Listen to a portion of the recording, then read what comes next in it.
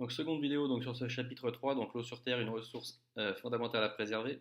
Donc, nous allons dans ce cas-là voir et décrire un test important qui est le test de présence de l'eau, donc que ce soit donc, dans un liquide ou dans un solide. Donc pour tester la présence d'eau dans un liquide, on utilise un composé qui s'appelle le sulfate de cuivre anhydre. C'est une poudre blanche qui devient bleue en présence d'eau.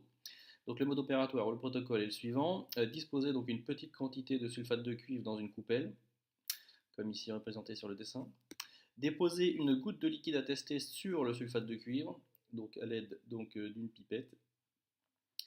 Et l'analyse du résultat. Donc si la poudre devient bleue, cela signifie que le liquide que l'on a déposé contient de l'eau. Donc ici, le liquide testé, si la poudre devient bleue, c'est que dans ce liquide-là, il y a de l'eau. Si la poudre reste blanche, cela signifie que le liquide ne contient pas d'eau. Donc deux cas possibles, soit dans le liquide il y a de l'eau, et dans ce cas-là, la poudre devient bleue. Si la poudre reste de couleur blanche, dans ce cas-là, ça veut dire que dans le liquide, il n'y a pas d'eau.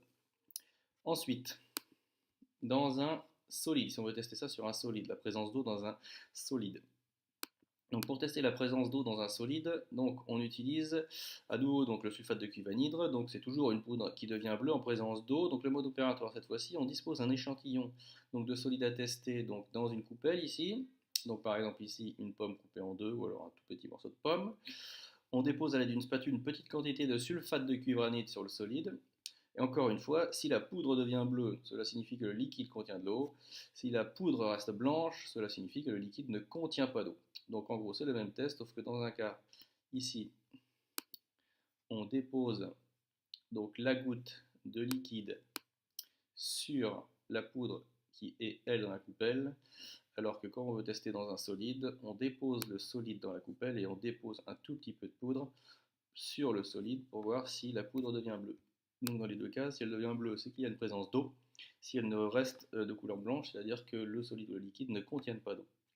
Une chose importante, le sulfate de cuivre anhydre est nocif et toxique pour la nature, c'est pourquoi il ne faut absolument pas le jeter à l'évier. Faire attention et bien entendu porter des lunettes de sécurité pour se protéger. Voilà pour cette seconde partie donc, du chapitre 3.